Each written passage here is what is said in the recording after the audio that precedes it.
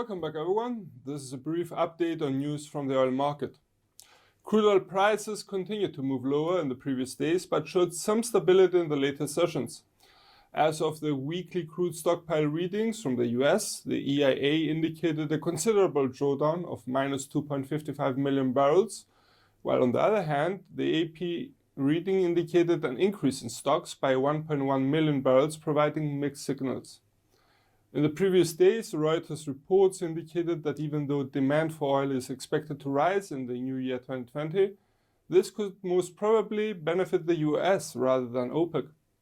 Many analysts believe the US will continue to lead the way as the largest oil producer in the world and could be aiming to reach for even higher record levels, taking over a higher percentage of the market share this year.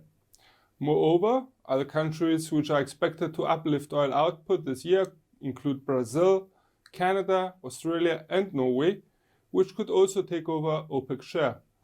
On the other hand, and according to OPEC, overall oil demand in the coming year is expected to increase due to an improved economic outlook that is expected to increase demand in India and China. On a separate note, an increased optimistic outlook is currently taking place within the commodities market after the Phase 1 trade deal was finally signed.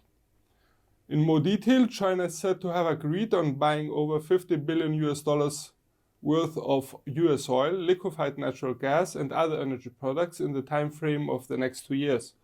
However, market participants, analysts and traders believe the amount of oil China has signed to purchase from the US is somewhat inflated and doubt if the mainland would be able to reach the target.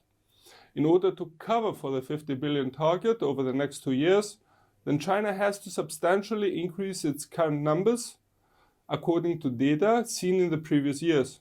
In addition, worries that Chinese refineries may not be 100% ready to process the light sweet crude from the US are also adding to doubts due to the fact that the majority of them dealt with medium sour crude until now. As a conclusion, the trade deal could be very complicated to analyze and may take time to show if the two sides will be able to implement the agreement. However, the two sides seem committed to each other on various fronts. As we are aware, China has a significant pollution issue that it's trying to control. One of the main matters that concern China is the air quality in its environment, of which many of its citizens have complained of being polluted. With the increase of LNG as a replacement of oil, the black gold market could shrink in the long term. Such a development, though, could be very positive for the ecology of our planet, which has become a very sensitive matter and should be dealt with as a priority. For more information and trading ideas, you can visit our webpage, follow us on Twitter, like us on Facebook, or subscribe to our YouTube channel. This is Peter Yusuf from IronFX, wishing you solid trading.